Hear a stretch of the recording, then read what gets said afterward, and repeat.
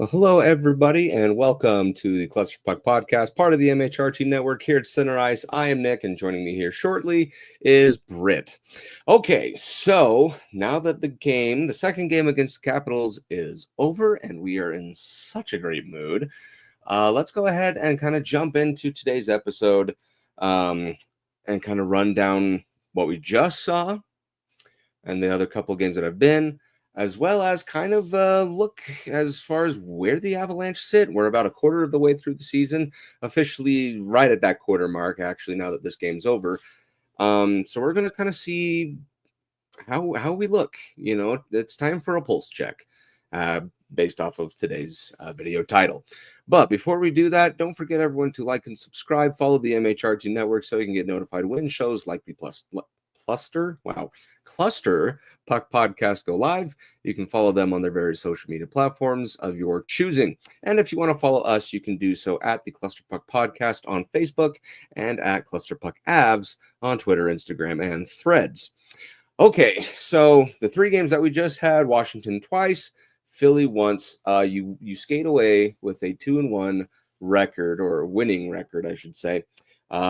Very close wins, but wins nonetheless. And then one just, I didn't even want to talk about this one, to be completely honest. I totally forgot about it until we had to start. So let's go ahead and get started with that one. So this one was last week, the first iteration against the Capitals. And this game, the Avalanche weren't even there to begin with. The Capitals skate away with a 5-2 victory, and gosh, where do I even start with this game? I'll start with this one. I was not expecting to see Trent Miner make an appearance. That one was surprising. Obviously, I know with Georgiev's injury that he sustained retroactive IR, so it wasn't too much of an issue. They had to start Justus Annunen, which I was okay with. That was fine. Justus was pulling good numbers, playing very well. I thought, yeah, we're in fine shape, you know. However, the beginning of this game, I mean, was terrible. The whole game, start to finish, was terrible. Justus Annunen lets in 3 goals on 6 shots. So for those of you who can do quick math, that's 1 goal for every 2 shots sent his way. Not pretty. Now, granted, the score at the end of the first period was 2-1 Washington, so you thought, okay, we're still there, we're still okay. But then as Connor McMichael pots his second goal, Bednar just axes it, right? And you'd think that this would have been one of those games where Trent Miner was just kind of there as injury relief at best. You know, no one really thought he's going to make an appearance. He's going to get playing time. He's going to have this and that. Well, Jared Bednar said, "Hey, Trent, you're in, buddy," you know, and sends him in. Now Trent Miner does allow another 2, which kind of, at this point I was expecting it, just because the way the Avalanche were playing defensively, they just weren't there. It was pretty terrible. You know, the ins and outs of everything was just terrible. But Trent Miner doesn't let 2 on. Let me see how many shots here. 13 shots. So Capitals didn't have a ton of shots overall, 19 overall, but 5 goals on 19 shots. Yeah, that's pretty terrible. Just overall, a bad night. You know, this is one where you just want to kind of throw it into the back burner and kind of ignore it, you know, because just no one was on their game, is because all this, you know, problems with goalies, and then you throw in Miner, who played okay for what the situation was, but there was no defense to help. Offense, no offense, right? Effort was lackluster at best. I mean, oh boy, I don't want to dwell on this too much more. But let me know your guys' thoughts in the comment section, what you guys thought of the first Capital games as the Capitals skate away to win that game 5-2 over the Avalanche. Not good. All right. Got to get back into high spirits here. So let's move on to a game that we did win. So the Avalanche start their 4-game road trip. And remember, that 4-game road trip is against the Flyers, the Capitals again. So you'd meet them again, the Panthers, and the Lightning. Okay, so very interesting kind of sweep. I guess you guys have probably seen it this way. So sweep of the East Coast before going back to Denver. So this game now against the Flyers, which occurred on Monday night, much better performance, right? Annunen played very, very well for all except for what, 3, 4, 5 minutes, and ironically during that time, the Flyers pot 2 quick ones, and it was just kind of hiccup lapse type deal. It was not very fun to see, but at the same time, he overall played much better. This game was difficult as well, and obviously a win is a win, so will be happy. However, I do want to give a couple more critiquing items in this game. So I talked about Justus Annunen. He stops 24 26 shots. Again, awesome. You got to play a full 60 minutes, though. And I know there's a lot of people saying that some goals were not his fault per se, but they weren't necessarily high danger chances, in my opinion. You guys might disagree, but that's kind of how where I'm seeing it from. Some other metrics that did stand out to me, if I go to the team stats, this one again. Colorado, for those of you who don't know, cannot win the faceoff percentage to save their lives, right? However, this one did bug me in particular just because of the faceoffs that you lost and never were able to get back, because the Avalanche tend to forecheck or backcheck rather well in order to regain possession quickly after a lost faceoff. 58.3% for the Flyers, 41.7% for the Avs, which is kind of on par, honestly, with where they typically sit. But there wasn't a lot of chase, if that makes any sense. There wasn't a lot of an urgency to get the puck back immediately, right? And possession in hockey is a huge thing, right? And just in this type of an instance, they didn't quite seem to care all that much about getting that out, getting it back, I should say. So not to say, this was terrible, just something to keep in mind, right? Obviously you won the game. In fact, you were up 3-0, right? And if it wasn't for a stupid callback goal, Cale Makar would have had a hat trick, I wouldn't fight that call too much. I can understand it falling both ways, but obviously I did side kind of with the referees, where they took the goal back. Not fun. I hate to admit it myself, but you got, calling a spade, it is what it is. So overall, super awesome, to skate away with the win. Annunen played much better. So you kind of have the hopes kind of put back on your shoulders, and just you're happy to skate away with the win. Ultimately, that's kind of what we're after. 2 really important points.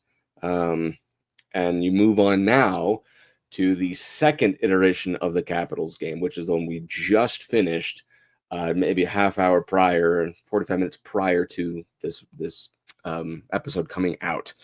So the Avalanche, excuse me, got something in my throat there. The Avalanche win this game 2-1. Now, keep in mind the Capitals at the juncture that they were at. Excuse me. They beat the brakes off of Colorado, and then I had the privilege of going to the game against Utah. I watched Ovechkin nearly net a hat trick, and I also watched him go down, which was unfortunate. However, I feel like that was rather key in this game, because the Capitals were looking like their 2018, 2019 selves, right? Where they were just winning games. They were like mad hunting to chase the Stanley Cup, or in my opinion, Ovechkin to chase the record. And they were looking scary good, right? Just scary good. But I knew that the Avalanche, they took notes of the first game, and I figured that they would apply it, in which they did. So first things first, I will just go through kind of the scoring. Pierre-Luc Dubois gets a goal for the Capitals, kind of one of those early goals. The people love to hear this one, right? The standard Georgiev let it in within the first 5 minutes and then play shutdown, which no different, right? And then in the second period, Mikko Rantanen scores on a power play. Awesome goal. Although it was kind of an owner, or was that the Wood goal? I just forgot. And then Miles Wood, awesome to have him back. He nets a goal early in the third period. You know what? I'm sorry. Georgiev let the goal in late in the first period. I'm sorry. No. What am I thinking here? 17. Okay, yeah, I'll just look at the thing. 17:04 in the first period. So rather late, I should say. So I apologize for that. Anyways, Miles Wood then gets a goal in the third period, early in the third period, and that was all she wrote as far as scoring. Now, what was very fun about this game was that there was no fun in the game, in that it just seemed like the game, I should say, was pretty boring through that first, obviously there were some goals, but the back and forth, the pace, everything, right? It was just off. It was just slow. It was just boring. So not a lot of fun to watch. And then when Miles Wood gets the goal, that's when things really started to kick up, in my opinion. So the big thing here was when that goal was scored, you had to play defense, right? And who better played defense than Alexander Georgiev? Just similar to what Graham says here. What a game by Georgie tonight.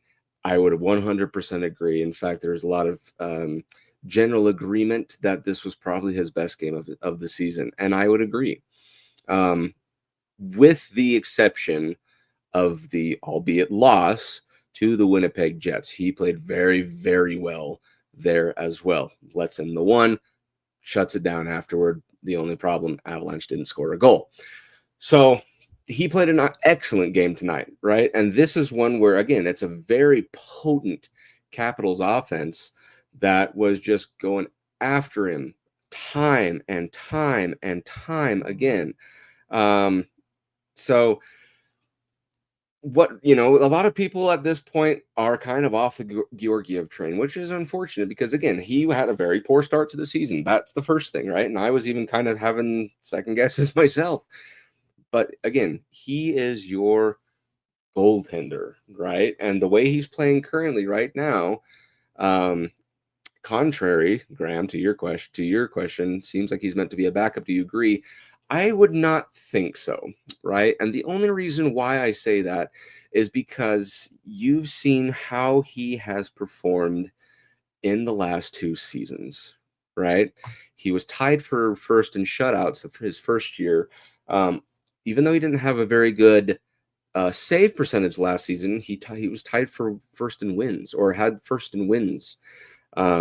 So I think that's merit enough. And the numbers, again, I know they don't lie, but there are a lot that do play in his favor. I think he is kind of the 1A currently. Now, I'm not upset about Annunen being a 1A in some circumstances. But right now it's kind of riding a hot hand. And right now, Georgiev has the hot hand. Speaking of, let me click a button real fast. Here's Brit. I am on the verge of tears. I hate technology a lot. Oh, I'm sorry. Here we are. So we're talking about Georgiev's performance tonight. Fantastic, right? And and the question that we just had posed here, so let me show it to you again, is do you think Georgiev is meant to be a backup? It's a very excellent question by Graham. I personally said no, just based off of the last couple of seasons that we've seen. He did have a sluggish start, but that looks like it's kind of in the rearview mirror right now. What would you think? Yeah, and it's been said a lot that he really prefers heavy minutes. He might be one of those guys better suited playing for like the Sharks or the Ducks, where he just gets peppered and gets hot and feels good. I mean, he played so different tonight. You could tell after he made that first big save. I didn't get to watch the whole game. We watched it off and on. It was kind of a crazy night, but did you notice, like, when he's really feeling sexy, the number of poke saves that he makes? He gets ballsy with his stick and, like, takes away so much work by big poke saves. His glove is big and bossy. He just plays different when he's feeling good. And when you're getting peppered, when you're taking 30 to 50 shots, it's easier to feel good in those games because you get so many redemption chances, even if you do let in a goal. But it seems like it's almost like the Avs give up too few shots to where he lets one in quick because of nerves, and then he gets in a rut, like in a game, it feels like. And I just feel like then he finds his game at the end. I don't know. Does that make sense at all, what I'm saying? No, it totally does, and kind of like what you've been saying, some people thrive off of adversity, so to speak. Yeah. This is kind of one of those situations where it might just simply be the more you shoot at Georgiev, the better he becomes. Very similar to kind of Jordan Binnington is one way that I've always seen it. The more shots Binnington seemed to face, especially in playoff, he just got better and better and better, So yeah, confidence. I think that's a great point. I really do. But the fun part about this game that just happened against the Capitals was how it ramped up very much at the end. Holy cow. It was the one annoying thing, though, is just that the Avalanche couldn't buy an empty net goal to save their lives. How many times did we try? 4? Like 1,000. It felt like a million, man. I tell you what. But at the end of the day, you were able to keep it out of your own net, which was good. But overall, a very, very different scene than what happened the couple of games prior, where they just beat the brakes off of you. And it's insane that they're able to compete, that we didn't kick their. I mean, they didn't have Ovi tonight. Who the heck does McMichael think he is, coming out here and playing like a freaking all-star? Like, guy was crazy. It was insane. It's what they're doing is so impressive. I cannot believe that in 20 years Ovechkin has missed 35 games, and like only 15 of those being due to injury or sickness. And now he's going to miss that many in the most important season of his life. I can't believe how femur. I didn't see what happened. So I was at this game. I didn't even think about that. Yeah, and so it was against Utah. Again, it wasn't malicious. It was total freak accident, right? And he just kind of gets bonked in the leg, right? Kind of the calf area, and he just goes down. Right? It just looked kind of like a "oops, sorry, excuse me" kind of thing. But it just, looking at the replay, you're like, wow, that would like. The chances of that type of contact happening felt like slim to none, Especially to break your femur. Like, it takes that's a bone that is so rarely broken. I mean, that's just, especially Ovechkin's femur. You gotta imagine that's the thickest, toughest. No kidding. It stopped him from having a hat trick against the Utah Hockey Club for sure. That would have been 2 hatties in 2 games, wouldn't it? That would have been 2 games in a row in which he had a hat trick.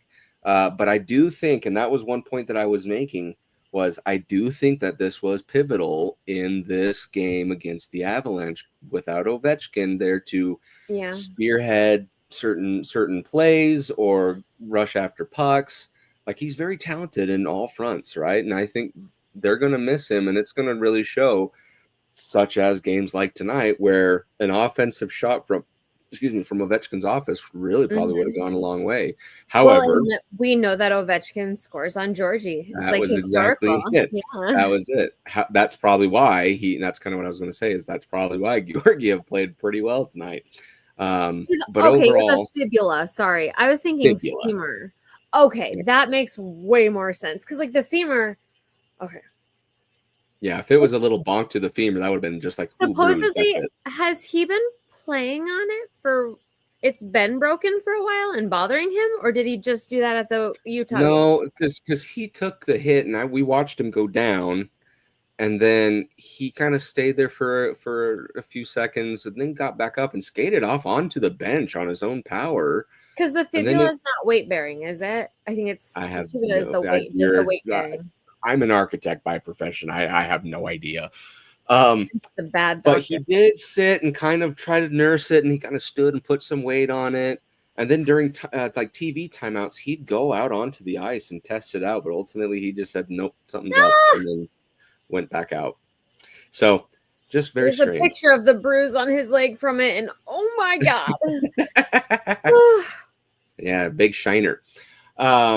But anyway, I think that had a lot to do with the Avalanche win this game, because you saw, and I was kind of making this point earlier in the episode, was that this team was rallying around the fact that they look like they're ready to win the Stanley Cup again. They're ready to put Ovechkin into the history books, Oh, for sure. and they just The fed vibes off are each so other. high when Oh, you consider it's stupid. Ovechkin was on like a 60-goal pace, and they were supposed to be shit this year. They just got Lars Eller back. Who can't be excited about that? Avalanche legend Lars Eller. Never forget that man. Never forget. He's apparently desired. No Not by us in Pittsburgh. There you go. Okay, so that wraps up the 3 games that we just went through. Again, 2-1 record. You're happy with it. Now you're at the quarter mark of the season, which, Brit, wow, can't believe it's already a quarter. Yeah, that's what, at least Ovechkin missing this time, I guess like mid-December might be the only better time, but at least I don't know what their schedule looks like, but you would hope that there's like some gap in the schedule there with holidays and stuff to where he's not missing too many games. But do you think he'll break the record with missing, if he misses 6 weeks? Well, here's the thing. He has this year and next left on his contract. I wanted him to do it this year. A lot of people do, but here's the thing. It's like he's going to break it next year regardless, right? Okay. It's going to be annoying if he doesn't. The second to last game of the year, if I recall correctly, is against the Penguins. And how beautiful would it be for him to do it at that game? That would be pretty poetic. In Pittsburgh. Not gonna lie. But anyway, so this quarter mark, right now, it's sad that the season's nearly over. Is now well into it. Settle down. It feels like it's nearly over. You're like, oh my gosh, you only got 3 quarters left. Let's kind of do a pulse check on the Avalanche right now. Coming off of a couple of wins, what's the vibe? What are we doing?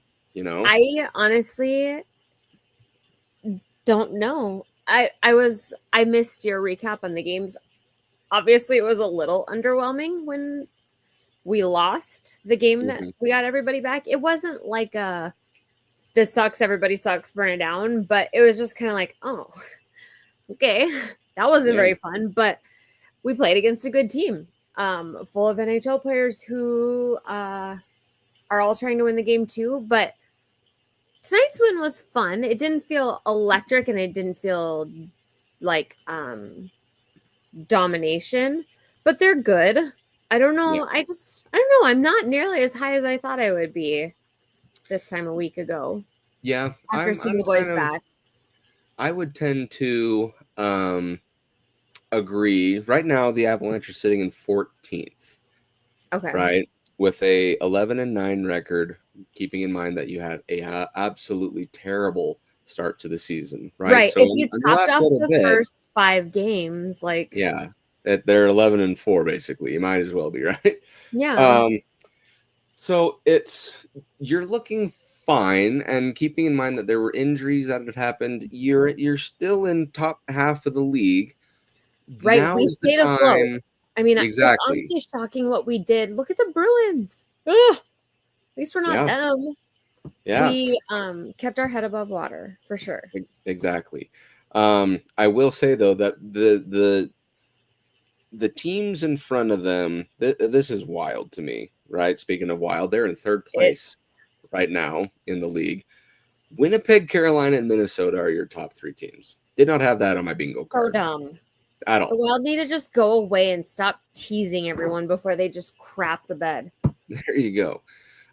You do have a very similar record to Edmonton, but I'm at a point now where I'm like, okay, we've gotten people back.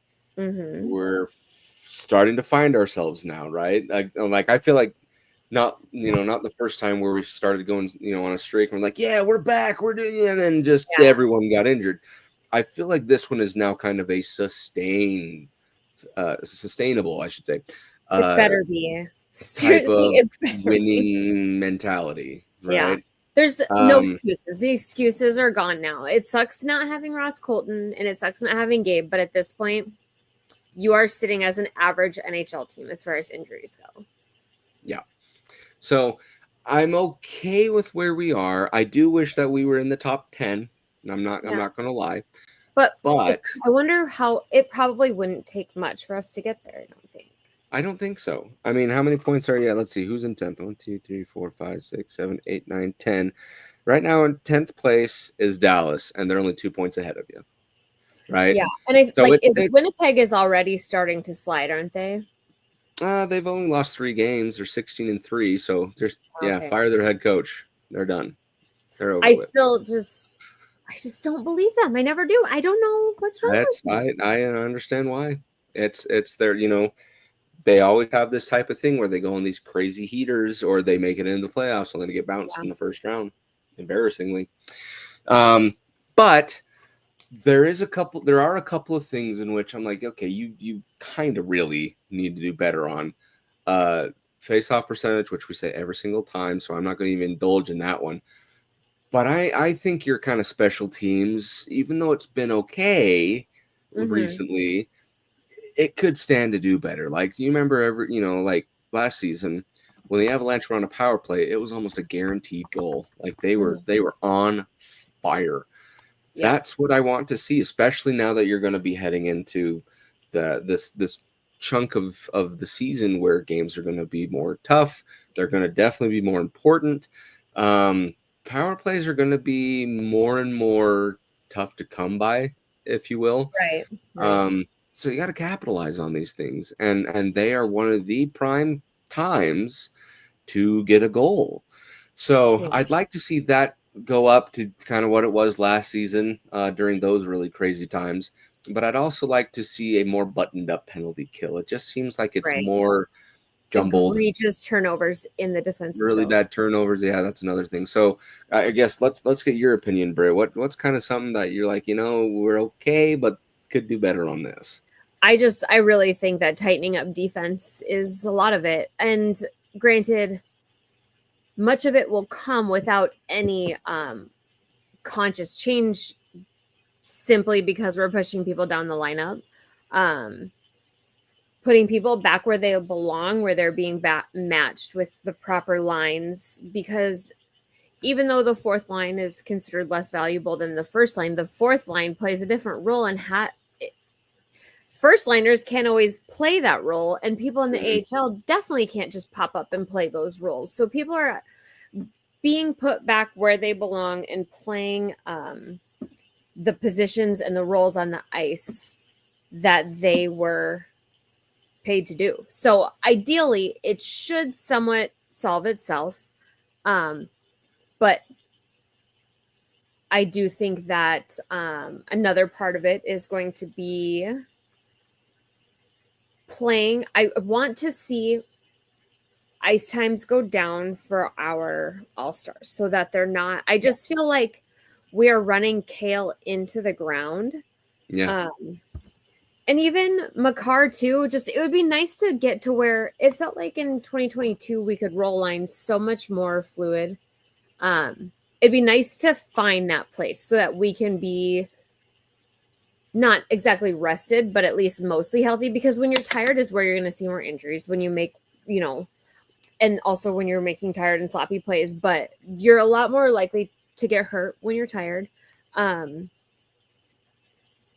And just for sustainability. I mean, it's just we've been doing this for a couple years now, so we can't for years and years overplay Makar and expect him to never be, tired or have nagging injuries. It would also be nice, and I know that it's like the devil, but if we could get to where we could not exactly like maintenance days, or what's the term? What's the basketball term?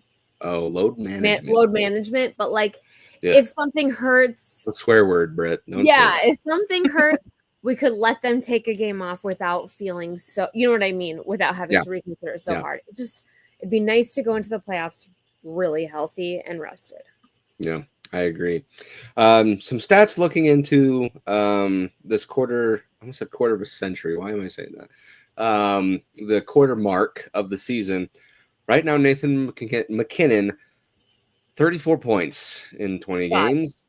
Leading the team in points, obviously. In fact, I think leading the league in points. He's just stupid. Better than last year. Yeah, like it just sometimes I just don't think it's fair to these people. He's that leading we in have points. Nathan MacKinnon on the team. Yeah, currently, excuse me, currently beating and assists. That's pretty bad. He's number one. Really getting a lot of assists this year. Yep, he's number one in points, and then let's see. Take a little snapshot of Ovechkin. Still number one in goals right now. Still number one in goals. However, not too far behind that, and kind of going into the next stat. Mikko Rantanen. With 12 goals of his own, so he's not too far behind the streak, or excuse me, the leading scorer. But crazy. And Connor McMichael, I swear to God, it's so weird. If you want my opinion, I agree with kind of the consensus that Nathan MacKinnon had. I think Mikko gets to 60 goals this year. I would love it. I think he can do it. He's already potted 2 hat tricks. Why have they not signed his contract yet? I bet you. Well, I'd like to assume that they, had made an agreement like, hey, let's not worry about contract. Let's worry about winning games, right? I don't know. And then they're going to do it during the off season. But I'm confident it'll get done, and I'm sure that they'll come to agreement. Not like the last time where it just went into. Yeah, he held out through through training camp. That training camp and pre-season. Almost to Christmas, wasn't it? Like, didn't he get through? That was ridiculous. So I think a deal will get done relatively soon. I think before free agency hits. Yeah. But I think the objective is for Mikko to not worry about what's that? So hot and cold this year. So once he finds hot and stays hot, oof. Oh yeah, 100%. So I think it's just a matter of focus on the season, right? And I think honestly, if he does, he'll get to 60 goals, right? Because right now, when he's hot, he's so unbelievably hot. The way he just smashes out 10 points in 3 games, it's honestly insane. Because right now he's on pace. If you keep the metrics, he's on pace to get 51. I think he could get 60. I really do. Because he had like a 4-game little slump there for a minute. He had a slump of a little bit, and I just think it can be done where he eclipses 60. Especially when he knows that be enough to get the Rocket Richard trophy. I know, and Austin Matthews he's been out for a while. I think Austin Matthews is. I'm sorry, it keeps freezing, and then I think you're not talking. The Rocket Richard trophy is McDavid missed quite a few games already, didn't he? Or did he not? He's not having a great year so far. He missed a little bit of time earlier in the season, yeah. But with Matthews out, the Rocket Richard is very much more attainable because usually Matthews never passes. He just always gets all the goals and no assists. So true. Very true. Now the Rocket Richard might be attainable for people who actually choose to sometimes pass and also score goals. Yeah, because looking at it right now, your top 10. Reinhart is number 2 in goals. Your top 10 are Ovechkin with 14 or 15, Reinhart and Draisaitl with 14, Kaprizov and Nylander with 13, and then Mikko Rantanen, Mark Scheifele, and Kyle Connor with 12. With 12. Mikko got a goal tonight, didn't he? He got a goal tonight. Yeah, so he's at 13. This list is weird as shit. Holy cow! Like What a this, year! if you told me, hey, by the What way, is Shifley doing up there? Shifley's going to be in the top 10, And I'm like, I'm Kyle, sorry, that must be a typo. If you tell me Ovechkin and his old age, I love the guy. He's very right? skilled. If you tell 90-year-old me Ovechkin. if he was leading the league in goals, I wouldn't So necessarily be weird. like shocked, but I'd be surprised. You know? And just what, like 2 years ago, people thought it was completely unattainable for Yeah. Ovechkin to finish Because it looked like he was starting to dry out, show his And age. Cole Caulfield Clearly, is like up there too. I mean, it's just a really weird year. Caulfield is up there in that list. McMichael's up there in that top 10. Yeah, just crazy. Very odd. Crazy. But Mikko has a shot, again, only being now 2 goals outside of tying with the lead. He could do it, you know, and because Austin Matthews would have to for play a sure. lot of catch up, but it's totally possible, Yeah, which I is think the so. fun part. Some additional stats for the team. We talked about Nathan MacKinnon, how he's 27 assists. So of those 34 points, 27 are assists. Dude, Not surprising.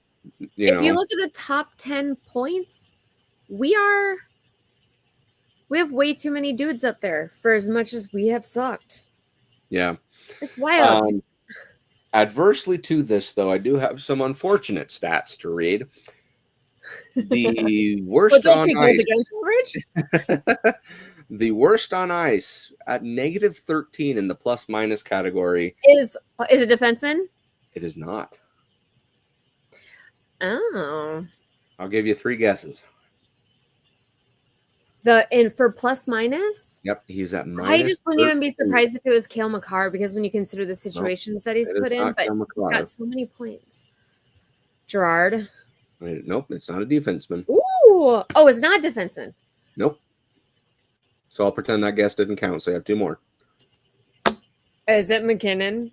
Nope, it's not McKinnon. In fact, he's leading the numbers. At minus 13 for the Avs is Casey Middlestat. Ooh, that's weird. That is weird, right? You especially considering we try to think like special teams, penalty kill usually, but that's it's just unfortunate timing. I don't know, but you look at his stats. I mean, 18 points, 7 goals, 11 assists. Yeah, pretty all right for the second liner, right? Mm-hmm. But and his time on ice, he's got just hovering at 19 and a half minutes average, right? Negative 13. He didn't stand out tonight. What's that? He didn't really stand out tonight, but I swear other nights. Well, and that's just like it, though. He's doing anything loud. I wonder if that's why he's at such a thing, is because he's not necessarily standing out defensively. He could be that bottleneck where if you want to pick something up, it's got to start with him, because then because then 3 out of the next 5 are defensemen. So interesting stat there. Additionally, I just had it, and then here it is. Let me get back. Your goals against, as it currently stands with the goaltending, is 3.9. Alexander Georgiev is sitting at 3.5. Okay, glad it's not a 4. Anderson is sitting at 2.8. Man, he wrecked his stats the other night. Whoo, buddy. I'd like to know what they were before the poll. And Anderson still has the edge on Georgiev as far as save percentage. Anderson is at an 88.5, and Georgiev is at an 86.5. So getting better. Definitely a lot of room for improvement, though. And that's what I'm thinking is going to happen. It starts with the goaltending. I think right now both Anderson and Georgiev are fine. They're in a good spot. Yeah. Now it's time to just settle in and just play your hot hands. Yeah, play whoever's hot. And it honestly could turn into a Swayman Olmark type situation. I don't know, though. How did you with Onanen? So can Onanen not sit for 4 games? Was that? I don't feel like that was too much. He was really, really bad the other night. Yeah. I think, again, I think you're going to have to look at something like 2 or 3 games for Georgiev, 1 for Anderson, 2 or 3 for Georgiev, 1 for Anderson. And if Georgiev starts to falter, give Anderson the time and then throw Georgiev back in. So don't know why I know only time will tell. Can't trust. I can't force myself to fall in love with Onanen. And I did the same thing with Grubauer. And then the second that I finally bought into Grubauer, he collapsed. He collapsed and then immediately went to Seattle. So yeah, should be interesting. But regardless, we got to move on. So, wait, I want to ask you this really quick. This is total random tangent about tonight's game that I wanted to ask because I don't want to forget. The penalty on Shillington, that collision, both of them were clearly not paying attention. Yep. Why does that ice belong to Dubois? Just because he fell harder and Shillington stayed on his feet? Or what was your take on that? I thought that was I disagreed with the call. I think it should have been a no call. Because there's no way to justify, well, one got hit harder or this fell worse or what. It's like you can't that can't be a justifiable cause. The only thing I could sum it up to is because Shillington didn't fall, so it looked like he threw a hit. But I think he's just kind of a tank. Yeah, Dubois is soft. No, I don't know. I disagree. I thought that was super weird. Did you see him going? I didn't mean to. Like literally, you could read his lips. I didn't mean to. You're just like, buddy. It's like tripping calls 99% of the time are accidents. Oh, and then my other point that I had to touch on with you before I forget, just because I missed your opening. How bad did you want for Trent Miner to steal the show? He has been passed over and pushed back time after. He's been with us for what? 7 years? A while. In fact, I got always with the Grizzlies on for him. So it was always Miska. It was always everyone else came before him. Would that have not been such a beautiful run for him? It would have. It would have. However, based off of how everyone was playing, I was like, he's going in there so that Annunen saves face. Yeah. Oh yeah. That was I didn't have any confidence that Miner was going to come in and shut it down. I wanted him to. Oh, I totally did. But I wanted to stay up and be the starter. It wasn't going to happen. Bennington. I mean, that's essentially what Bennington did. Yeah.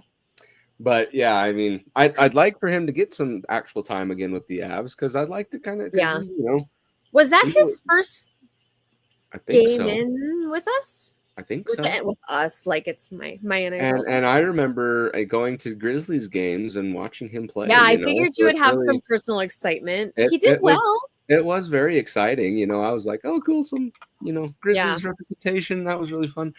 But at the same time, I was like, yeah, this game is just over. The way they're playing is so bad, just crap. So. Yeah, that's kind of my opinion on that. Okay. I was wondering if that being said, then I have a question for you. I want you to go on just a miniature tirade regarding this. I've been waiting for that. I sent this to you earlier today about Bissonnette's tweet with Sidney Crosby decked out in Avalanche gear. So good. And I thought you were the first person I thought of. Is it happening, Brit? Like truly deep down in your heart, is it going to happen? Is Sidney Crosby going to join the Colorado Avalanche? Hold on. Let me show Graham.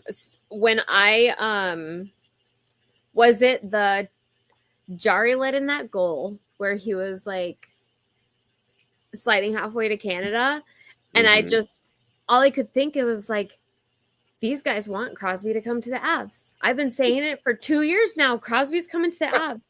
Chris Maselli, he's on board now too. He says now every day on the end of his podcast. I've noticed that DNVR, they say we're one day closer to Sidney Crosby being on the Avs. I'm like, I'm so glad that somebody level-headed, that I got all the smart ones getting on board with me, right? Chris there you go. Biz. Yeah. When I saw that picture, it like gave me the tingles, and then I realized it was Biz. But no, Graham, where is it? This is mine and Nick's text earlier today. Literally, he sent me the picture, and I told him it made my heart grow 3 sizes. Part of it, though, the more it like becomes a real possibility, because the Penguins are it is so bad. They're so bad. And at one point I was starting to believe that Crosby would never leave the Penguins unless things were disastrous, and they are. Jari's so bad. Carlson. He's going to get traded.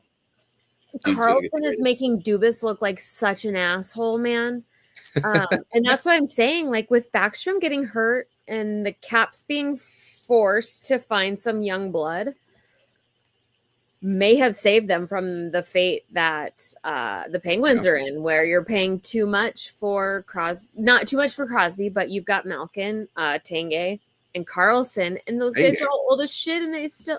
Alex Tanguay? Oh my god, I always say Tanguay instead of Letang. I did this last week too. Penguins legend Alex Tanguay. I always do it. It kills me. I can see where the crosshairs go though. But it's so disastrous. And now that it might actually be kind of real, it's scary that handling, if he came over and we shit the bed or Nuke disappears, having his like this sacred chance to deliver if we fail would be so sad. So I don't know. So would the dream scenario then be for you? They trade for Crosby and get Marc-Andre Fleury. Like, would that just be this? Would the Avalanche just be the dream team then? I love Fleury so much. Did you see that goal that he let in the last few days? Which one? So bad. A bad. I'll have to send it to you after. But I don't know if Fleury's it. But if he catches fire, he can. I've been kind of having some doom thoughts at night as I lie in bed, thinking about how do I make my squirt team better, and also how do the Avs get better. We're like one goalie rut away from wondering at what point do we have to like sacrifice something big like Taze to get a goalie like Ullmark. I know, but at what point do we have to make a very serious Juju Brit? I mean, that is an honest question. It's fair. If we do not solve this goalie crisis and find some kind of stability, it is truly like casting doubt on Sakic and McFarland's ultimate like capabilities, because it has been a struggle. I mean, truly since Varlamov. Okay, so I'll agree with you halfway. But then I will also throw in the comment that the Avalanche won the Stanley Cup with a goaltender named Darcy Kuemper. I know, but... Right? And they made him look like God Almighty, But also we used Francouz for a full round. Which is true. Amazing. Which is true. Due to an injury. So I think right now their focus was more on the depth of the team and the efficiency of a defense to bail out, for lack of a better term, goaltending. All you needed was good. That's all you needed was good, and that's what you got. The problem is our defense we haven't been living up to where our defense is phenomenal and also pitches. And that's where I agree up to the halfway point, and you are correct. It's like, if defense ain't going to show up, now you need that goaltender. I would much rather rely on. It's scary to have a team like Winnipeg, where you rely so heavily on the goalie that shit's out the freaking window if the goalie has a bad game. I'd rather rely more heavily on defense, where you can have offsetting bad days but I don't know. It's hard. I got a lot of thoughts. And a lot of them scary. There you go. But I don't know. It scares me that we might, or is that where Ross Colton becomes expendable? Because and I'm like an Ullmark, or I don't know. Give me Varlamov back. Shit. He's still killing it. I had a dream a couple of days ago that we traded for Jeremy Swayman. At this point. And it felt real. Like, I was like, oh my gosh, we just landed Swayman. I had to make sure Twitter wasn't saying that. What's that? What did they end up signing him for? 9.5? 8.25. Which is a lot, especially considering you have Landeskog coming on the books potentially. So it's probably not going to happen logistically unless you put together like a multiplayer trade. But either way, right now we're okay. Maybe we can fix Jari. I don't know. Send him with Crosby. He's been bad, man.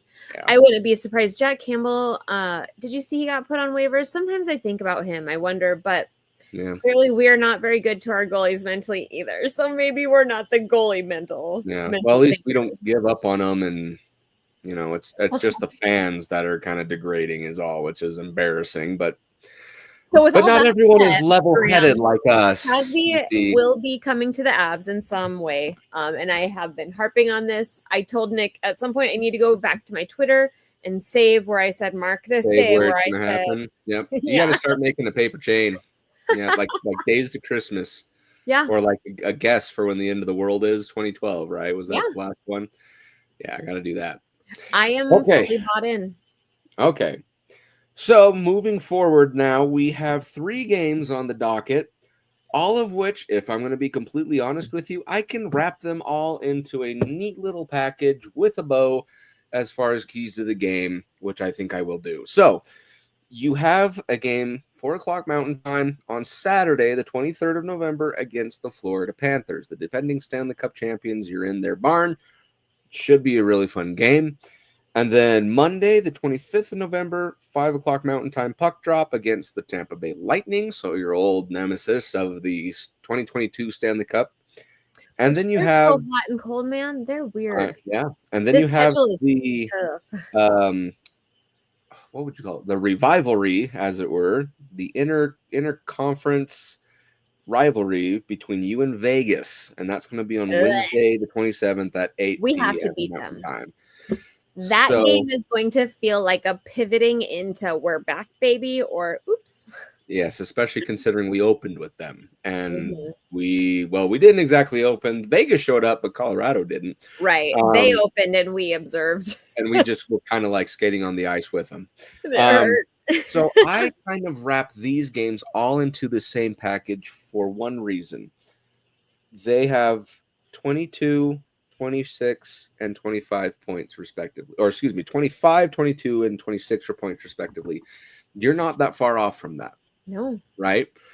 In fact, you have as many points as Tampa, and you're just behind the Panthers by a point, 3 points, and behind Vegas by 4. That's only a 2-game shift, right? And the way the Avalanche are trending, these are kind of more 50-50 toss-ups, right? Yeah. That doesn't necessarily mean up, you win. If you don't, that's really all it boils down to. However, I do want to get a bit more specific, and I want to see offensive breakthroughs in all 3 of these games. Straight up touchdown on someone. Because right now, Bobrovsky's looking rather vulnerable. Vasilevsky just kind of is playing like almost a shell of his former self. Yeah. And Vegas, I mean, who? If it's Aiden Hill, you can score on him, no problem. What's his face? Samsonov is not doing well. So goaltending really for me doesn't quite scare me, right? The offenses on the other teams do, but not the goaltending, right? So you're just going to have to match your offense to theirs and hope that the scales tip in your favor. But the good news is you can play to a part where those scales can then balance for tip in your favor. Well, and what's insane is it's easy to like hyper focus on other teams' positive points, but we're not the only team, and certainly not even the only, like, narrow that down to cup contender with very questionable goalie shit. Like Vegas is not. Aiden, they're just as capable of shitting the bed with their goaltender. Toronto is relying on Stolarz, relatively reliable, but if you go look at the top 10 goalies save percentage, which blah blah blah, not it's enough to get a gauge. You hit the 80s just at number 10. There's not even 10 goalies in the NHL capable of maintaining, and that's David Rittich. Like, what? I don't know how that guy's still around. The ones that are up there are not even playing full seasons. Markstrom's at a 0.90. I mean, it's just, I don't know. It's a weird year, and you can open up and drop a touchdown on any team. Any team. I mean, Varlamov is one of the better goaltenders in the league, but so many good teams with goalies edging on almost 3 GAA, like high between 2.5 to 3. They're all questionable, and they all shit the bed real hard. So right now, as it stands, the best goaltenders in the league by save percentage, and this again, sample sizes vary. Anthony Stolarz has the highest save percentage, followed by Philip Gustafson, Dustin Wolf, Lucas Dostal of the Anaheim Ducks. You should have got him when I said he would. Then Connor Hellebuck. Yeah, but followed by Joey Decord, Karel Vejmelka of the Utah Hockey Club, Cam Talbot, and then Andre Vasilevsky, and then rounding out the top 10 is Jake Ottinger. 3 of those top 10s make sense. The rest, it's like, what? It's and only Connor Hellebuck has played 15. Other than that, Hellebuck and Vasilevsky both played 15. Fucking workhorses. They're just work those guys into the ground, both of them, which might be why Hellebuck fades off and can't do the playoffs. But could be. I don't know. The rest of these goalies, like, you can put a blowout on any of them. Jake Allen's up there. Yeah, it's crazy. So again, like I said, it's not goaltending that's my concern. It's the offense against our goaltending, and hopefully Georgiev has found himself. Because if you pull out, I'm even fine with 2-1. If you pull out 2 wins, road trip for sure, that would be awesome, right? Yeah, or even 1-1-1. Like, just make something. God, give me some fun, because a win minimum. But if you pull out all 3, that is a huge boost. Mostly just the goaltending. Vegas is what's the priority. That's true. See, I'm over here like you got to beat all 3. I mean, they're really games that I would like to win all of them when you consider who they are, for sure. Yeah, personal vendettas for separate reasons, but it does feel nice to beat the recent Stanley Cup champions. I'll always have that little bit of rivalry hatred with Tampa because that was the Stanley Cup final. And then Vegas is Vegas. So, well, and then, I mean, I don't want to go too far, but we don't want to lose and get down because the schedule is just not. It just gets worse. It gets harder and harder. So some momentum is really important right now. We've got to stop losing. 100%. So with that being said, those are the next 3 games on the docket, and that kind of drives us to the end of today's episode. So, Britt, I don't know if you had anything else to add. Otherwise, we'll sign off. No, is next week Thanksgiving, or is that the next week? Next week is Thanksgiving, so I don't think we'll have an episode there, unless maybe we do one right after. Well, maybe. Well, we'll figure it out, but I don't think it'll be on Thursday. For sure. So we'll kind of play it by ear. If not, it should be in 2 weeks for sure.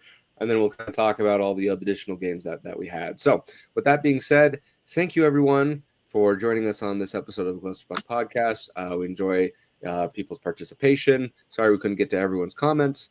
But if you do like what you saw, don't forget to like and subscribe and follow the MHRT network so you can get notified when shows like the Clusterfuck Podcast go live. You can follow them on the various social media platforms of your choosing. And if you want to follow us, you can do so at the Clusterfuck Podcast on Facebook and at Clusterfuck Avs on Twitter, Instagram, and Threads.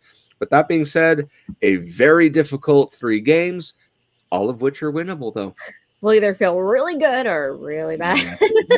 Exactly right. So have a happy Thanksgiving. Have a great weekend. Black Friday shopping, whatever it is you guys do. Yeah, eating so much. Oh yeah. This is my jam. Thanksgiving favorite dish. Go. Favorite Thanksgiving dish. I love turkey and pumpkin pie. No, I literally, and I love green bean casserole. Literally, Thanksgiving is the dish to me. Oh, there you go. Mashed potatoes and gravy. Love it. I love it. Throw some corn on there. I'm so excited. I literally made 2 full turkeys last year just because I wanted turkey longer. That's not a bad idea. And those leftovers, those little turkey sandwich sliders that you do for leftovers. Pretty good. My kid would need them, so hopefully this year he's more cultured and he'll buy them. There you go. There you go. Anyways, happy Thanksgiving. Have a great Yes, we're weekend. thankful for all of you. And the Avalanche. Okay. I don't know if you're breaking up or not. Oh, no, you're no worries. Anyway, have a good one. And as always, go Avs, go. Fast lane when I pass in the street, bag of money in the passenger seat. Tempo's been asking for me on the road from the west to the east. Way up, I might never come down, cause the coast racking up the flight miles. So high, I might never come down, so what, this is my lifestyle.